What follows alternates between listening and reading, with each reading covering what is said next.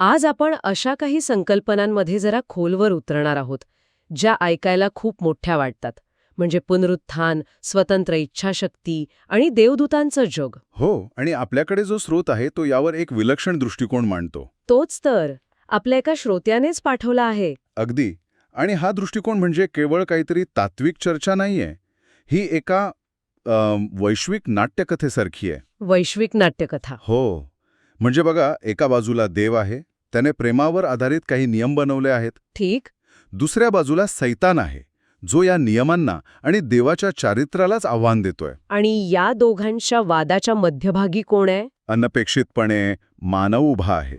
वा, म्हणजे ही गोष्ट फक्त मानवाच्या तारणापुरती मर्यादित नाहीये, तर त्याहूनही खूप मोठी आहे. खूप मोठी.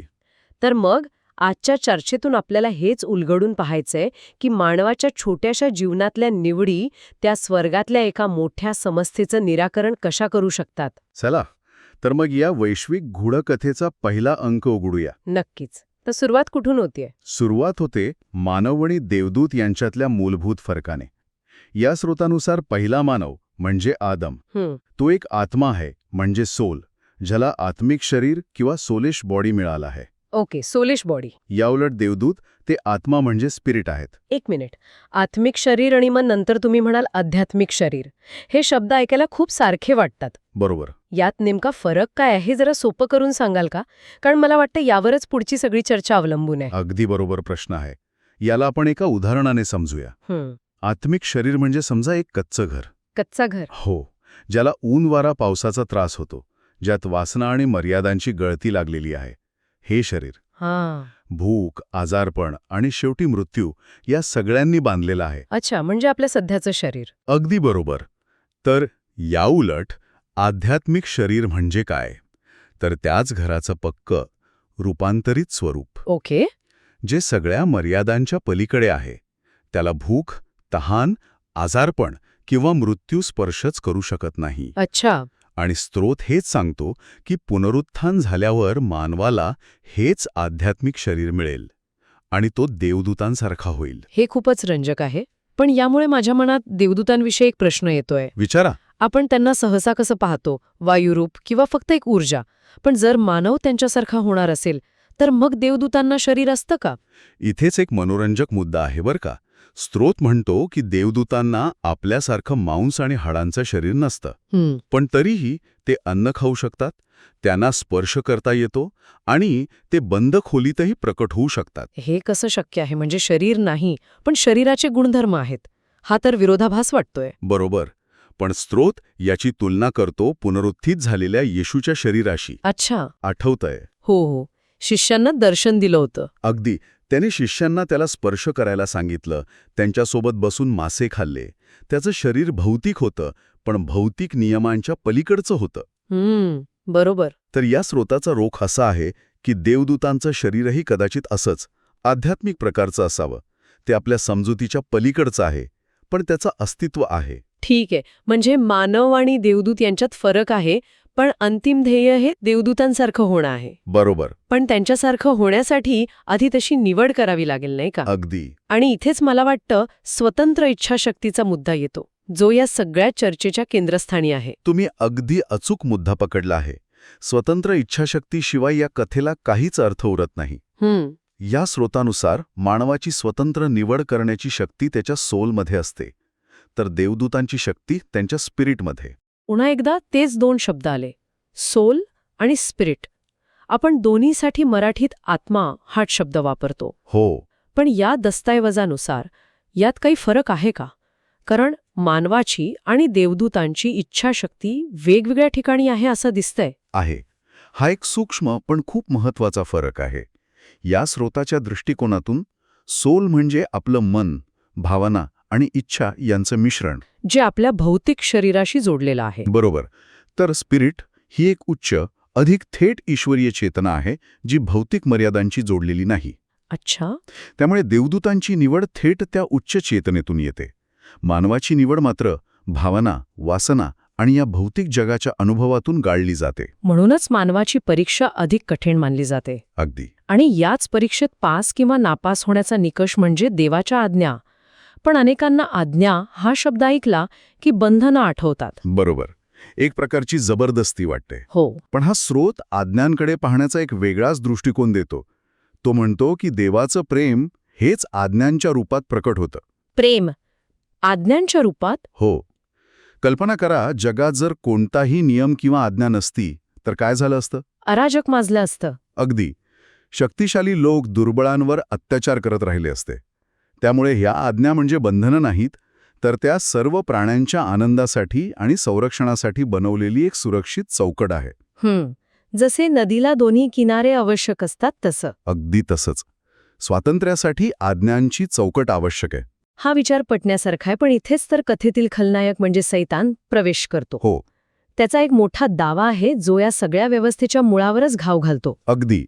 सैतानाचा दावा साधा आहे, पण अत्यंत घातक आहे. तो म्हणतो, देवाच्या आज्ञा खूप चांगल्या आहेत, पण त्या पाळणं मानवासाठी अशक्य आहे. अच्छा. हा केवळ देवाच्या नियमांवर हल्ला नाही, तर देवाच्या चारित्र्यावरच केलेला हल्ला आहे. पण त्याचा मुद्दा काही अंशी पटण्यासारखा नाही का? व्यावहारिक जगात पाहिलं तर देवाच्या सगळ्या आज्ञा, जसं की शत्रूवर प्रेम करा, हे पाळणं खरंच खूप कठीण आहे. खूप कठीण आहे. अनेकांना ते अशक्यच वाटतं. आणि सैतान याच मानवी दुर्बलतेचा फायदा घेतो. पण यावर स्रोताचा प्रतिवाद अत्यंत तर्कशुद्ध आणि गंभीर आहे. तो काय आहे? तो म्हणतो की जर आज्ञा पाळणे खरोखरच अशक्य असते तर देव दोन गोष्टी ठरतो. कोणत्या दोन गोष्टी? एक खोटे बोलणारा आणि दुसरा खुनी. खुनी? हे जरा जास्तच होतंय. ते कसं काय? विचार करा, देव काय म्हणतो, आज्ञा पाळा नाहीतर तुम्हाला अग्निकुंडात टाकले जाईल. आता जर त्याने एखादी अशक्य गोष्ट करायला लावली आणि ती न केल्याबद्दल शिक्षा दिली तर तो न्याय कसा असू शकतो? तो तर अन्याय होईल. बरोबर. अशक्य गोष्ट करायला सांगून शिक्षा देणारा शासक हा न्यायी नसतो, तो खुनी असतो. याचा अर्थ देवाचं प्रेम आणि त्याचा न्याय दोन्ही खोटे ठरतील. म्हणजे देवाचं संपूर्ण स्वरूपच खोटं ठरेल. अगदी. म्हणूनच देवाचं चारित्र्य टिकवण्यासाठी या आज्ञा पाळणे शक्य आहे हे सिद्ध होणं अत्यंत आवश्यक आहे. वाह! म्हणजे हा आता केवळ मानवाच्या तारणाचा प्रश्न राहिलेला नाही, तर देवाच्या स्वतःच्या अस्तित्वाच्या सत्यतेचा प्रश्न बनला आहे. बरोबर. मग हे सिद्ध कसं होतं? केवळ तोंडी सांगून तर हे सिद्ध होणार नाही ना? नाही. त्यासाठी जिवंत पुरावा लागतो. आणि इथेच पुनरुत्थान आणि परिवर्तनाची प्रक्रिया या कथेच्या केंद्रस्थानी येते. जेव्हा एखादी व्यक्ती आपल्या सगळ्या मर्यादा, वासना आणि दुर्बलतेने भरलेल्या आत्मिक शरीरात राहूनही, म्हणजे त्या कच्च्या घरात, त्या कच्च्या घरात राहूनही देवावर आणि इतरांवर प्रेम करण्याची निवड करते आणि त्यापायी प्रसंगी मृत्यूही स्वीकारते, तेव्हा ती व्यक्ती मृत्यूवर विजय मिळवते. आणि मग तिला पुनरुत्थानाद्वारे ते आध्यात्मिक शरीर मिळतं. तेच पक्क घर ज्याचा आपण आधी उल्लेख केला होता. बरोबर. अगदी.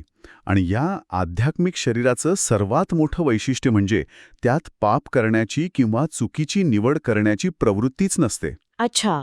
विचार करा, ज्या व्यक्तीने कच्च्या गळक्या घरात राहूनही योग्य मार्गावर चालण्याची निवड केली, ती व्यक्ती पक्क सर्व सुविधांनी युक्त घर मिळाल्यावर चुकीच्या मार्गाला का जाईल? नाही जाणार. तिची स्वतंत्र इच्छाशक्ती भीतीने किंवा जबरदस्तीने नव्हे, तर प्रेमाने आणि अनुभवाने योग्य निवडीमध्ये लॉक होते. ती कायमस्वरूपी पूर्णत्वाला पोचते. हे झालं त्यांचं जे प्रेमाचा मार्ग निवडतात. पण जे निवडत नाहीत त्या दुष्ट लोकांचं काय होतं? त्यांची स्वतंत्र इच्छाशक्ती पूर्ण होत नाही का? स्रोत सांगतो की दुष्ट आत्मेसुद्धा पुनरुत्थित होतात, पण त्यांच्या निवडीच्या परिणामांना सामोरे जाण्यासाठी, म्हणजे न्यायासाठी. ओके. त्यांना त्यांच्या पापांनुसार अग्निकुंडात टाकले जाते. पण इथे एक मनोरंजक मुद्दा असा आहे की आपलं सध्याचं शरीर तर अग्नी सहन करू शकत नाही करू शकत. पण मग त्यांना हा अग्नी सहन करू शकेल असं शरीर दिलं जातं की नाही यावर स्रोत थोडा अनिश्चित आहे. पण मग त्या शिक्षेमुळे तरी त्यांची इच्छाशक्ती बदलते का? नाही. आणि हा यातला अत्यंत महत्वाचा मुद्दा आहे. अच्छा. ही शिक्षा किंवा अग्निकुंड स्वतंत्र इच्छाशक्तीला पूर्ण करत नाही. कारण भीतीने किंवा शिक्षेने केलेला बदल हा वरवरचा असतो, तो आतून आलेला नसतो. स्वतंत्र इच्छाशक्ती केवळ आणि केवळ प्रेमातूनच पूर्ण होते. त्यामुळे न्याय होतो, शिक्षा मिळते, पण त्यातून निर्मितीचा मूळ हेतू साध्य होत नाही. म्हणजे सैतानाचा दावा अजूनही हवेतच तरंगतोय. काही लोक आज्ञा पाळू शकले पण सगळेच नाही. मग देवदूतांच्या मनातील शंकेचं काय, जे हे सगळं पाहत आहेत? बरोबर. आणि इथेच मला वाटतं कथेचा सर्वोच्च बिंदू येतो, क्रूसाची घटना. अगदी बरोबर. आतापर्यंत आपण पटाची मांडणी केली, आता खरा खेळ सुरू होतो. सैतानाच्या दाव्यामुळे की देवाच्या आज्ञा पाळणे अशक्य आहे, देवदूतांच्या मनात देवाच्या प्रेमाबद्दल आणि न्यायाबद्दल एक सूक्ष्म शंका निर्माण झाली आहे. म्हणजे ते तटस्थपणे पाहत आहेत. हो. स्वर्गात एक प्रकारची शांतता पसरली आहे. सगळे निकालाची वाट पाहत आहेत. आणि इथेच शहीद साक्षीदारांची म्हणजे विश्वासापायी मृत्यू पत्करणाऱ्या मानवांची भूमिका अत्यंत महत्वाची ठरते. कशी? जेव्हा हे सामान्य माणूस आपल्या मर्त्य शरीरात सर्व वासना आणि मर्यादांसोबत राहून देवाच्या आज्ञा पाळतात आणि मृत्यूवर विजय मिळून पुनरुत्थित होतात, तेव्हा ते एक जिवंत पुरावा बनतात. अच्छा. ते कृतीतून सिद्ध करतात की देवाच्या आज्ञा पाळणे कठीण असले तरी अशक्य नाही. वाह.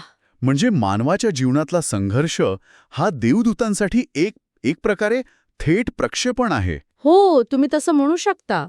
त्यांच्या कृतीचा परिणाम थेट त्यांच्यावर होतो, ही कल्पनाच अविश्वसनीय आहे.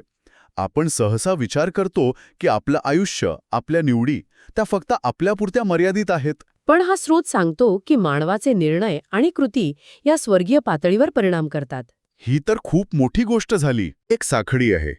या स्रोतानुसार ती अशी काम करते. येशूच्या क्रूसावरील बलिदानाने देवाचं निर्व्याज प्रेम आणि त्याचा परिपूर्ण न्याय सिद्ध होतो. हा पाया झाला. हो, या पायावर मानवाला म्हणजे आदमाला पापांची क्षमा मिळण्याचा मार्ग मोकळा होतो. क्षमा मिळाल्याने त्याला पवित्र आत्मा प्राप्त होतो, जो त्याला प्रेम करण्यास आणि त्या कठीण आज्ञा पाळण्यास आतून मदत करतो. आणि जेव्हा तो या मदतीने आज्ञा पाळतो, तेव्हा तो मृत्यूवर विजय मिळवतो आणि त्याचं पुनरुत्थान होतं. बरोबर. आणि जेव्हा मानवाचं पुनरुत्थान होते, तेव्हा देवदूत ते पाहतात. त्यांना त्यांच्या डोळ्यासमोर आज्ञा पाळणे शक्य आहे याचा जिवंत चालता बोलता पुरावा मिळतो. त्यांच्या मनातील सैतानाने पेरलेली शंका पूर्णपणे दूर होते. अच्छा. देवावरील त्यांचा विश्वास आणि प्रेम अधिक दृढ होतं आणि त्यातून त्यांची स्वतंत्र इच्छाशक्ती पूर्ण होते. आणि त्यातूनच संपूर्ण निर्मिती पूर्ण होते. म्हणजे क्रूसावर सुरू झालेली प्रक्रिया केवळ मानवाच्या तारणावर न थांबता ती देवदूतांच्या इच्छेच्या पूर्ततेद्वारे संपूर्ण सृष्टीच्या अंतिम ध्येयापर्यंत पोचते. अगदी. हे खूपच व्यापक आणि भव्य चित्र आहे. मानवाला या चित्रात दिलेलं स्थान खरंच अनपेक्षित आहे. हो, मानवाला एका वैश्विक नाटकाचा नायक बनवला आहे. तर आज आपण पुनरुत्थान, स्वतंत्र इच्छाशक्ती आणि देवाच्या आज्ञा यांच्यातील एक गुंतागुंतीचं पण अत्यंत तर्कशुद्ध नातं पाहिलं. या स्रोतानुसार मानवाचं परिवर्तन हे केवळ त्याच्या वैयक्तिक मुक्तीसाठी नाही, तर ते देवदूतांच्या आणि पर्यायाने संपूर्ण निर्मितीच्या अंतिम ध्येयासाठी किती आवश्यक आहे हे स्पष्ट होतं. खरंच. या स्रोतानुसार एका सामान्य व्यक्तीच्या प्रेमावर, निवडीवर आणि आज्ञापालनावर संपूर्ण स्वर्गीय व्यवस्थेची पूर्तता अवलंबून आहे. हा विचार मानवाच्या अस्तित्वाला एक असं वैश्विक महत्त्व देतो जे सहसा आपल्या लक्षातही येत नाही. हो, आपण स्वतःला खूप लहान आणि क्षुल्लक समजत असतो. आणि हाच विचार आजच्या चर्चेअंती मला आपल्या श्रोत्यांसाठी सोडून जायचा आहे. आपण सहसा आपल्या कृतींचा विचार चांगलं किंवा वाईट यापुरता करतो. पण यावर विचार करायला नक्कीच हवा की आपल्या वैयक्तिक निवडींचे परिणाम खरोखरच किती दूरगामी आणि वैश्विक असू शकतात. काय माहीत, आपल्या एखाद्या छोट्याशा निस्वार्थ प्रेमळ कृतीतून केवळ आपल्या सभोवतालचं जगच नाही, तर संपूर्ण विश्वाचं संतुलन साधायला नकळतपणे मदत होत असेल.